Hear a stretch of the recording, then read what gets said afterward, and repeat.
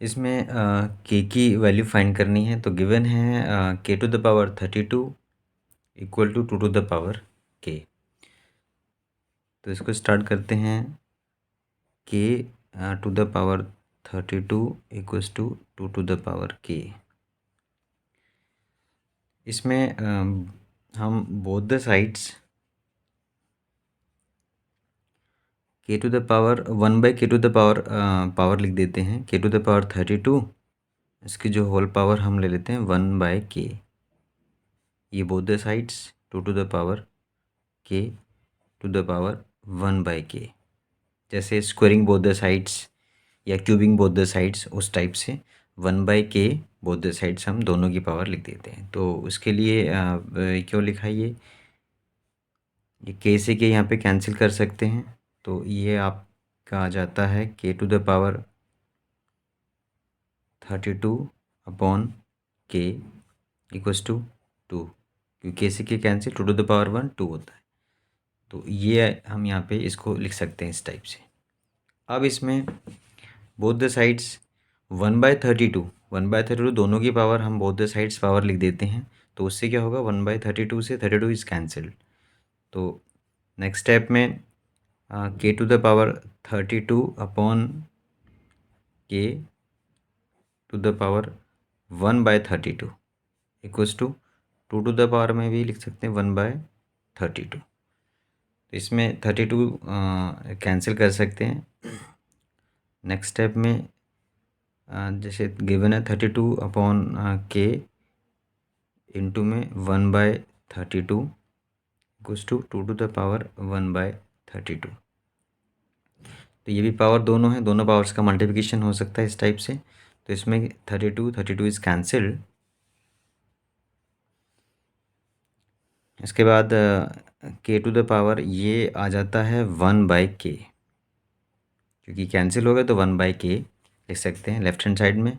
Right hand side में 2 to the power 1/32। अब इसमें बोथ द साइड्स जैसे के टू द पावर 1/k है, तो इसमें भी हम नंबर को इस फॉर्म में ले आते हैं कि जैसे यहाँ पे दोनों में ये सेम दिख रहे हैं, वैसे यहाँ पे भी सेम दिखे। तो इसके लिए हम क्या करेंगे, इसमें left hand side as it is, तो k to the power 1/k equals to, इसमें 2 टू द पावर में हम कर सकते हैं यहाँ पे 1/32 इंटू 2/2। 2/2 इज़ 1, तो ये वर्क करने से इसमें कोई इफेक्ट नहीं पड़ेगा। तो हम इसको लिख सकते हैं यहाँ पे नेक्स्ट स्टेप में 1/k to the power 1/k equals to, ये जो 2 है आप, ये हमारा तो 132 इंटू 2 ये 64 होता है। तो 2 टू द पावर में 64 टू द पावर में 1/64 इंटू 2, ऐसे लिख सकते हैं इसको। नेक्स्ट स्टेप में k to the power 1/k equals to, ये लिख सकते हैं 2 टू द पावर 2 की पावर 1/64। इसके नेक्स्ट स्टेप में भी हम ये वर्क करेंगे, यहाँ पे ये 4 हो जाएगा। तो k to the power 1/k equals to 4 to the power 1/64। इसमें हम फिर से 2/2 कर देते हैं इसके लिए। नेक्स्ट स्टेप में k to the power 1/k, ये 4 टू द पावर में ये 2 आ जाएगा, यहाँ पे लिख देते हैं। और ये 1/64 इंटू 2, ये 128 हो जाता है, ये लिख सकते हैं। तो ये आ जाता है। इसके बाद नेक्स्ट स्टेप में k to the power 1/k equal to, ये 16 हो जाता है टू द पावर 1/128।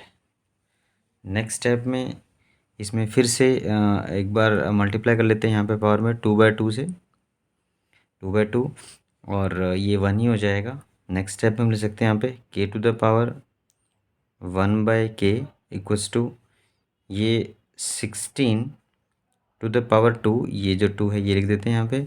और ये 1/128 इंटू 2 256 होता है, ये लिख सकते हैं। तो 1/64 ये लिख सकते हैं। नेक्स्ट स्टेप में k to the power 1/k equals to में ये 16 का स्क्वायर होता है 256, तो 256 टू द पावर 1/256।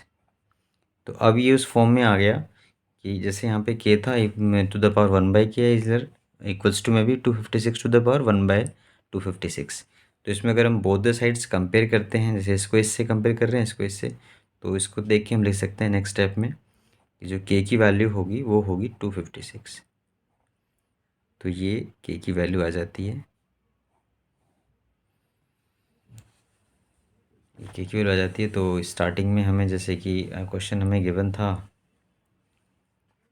k की वैल्यू फाइंड करनी, तो यहाँ पे आ जाता है k इक्वल्स टू 256, वो लिख सकते हैं, ये आपका हो जाता है।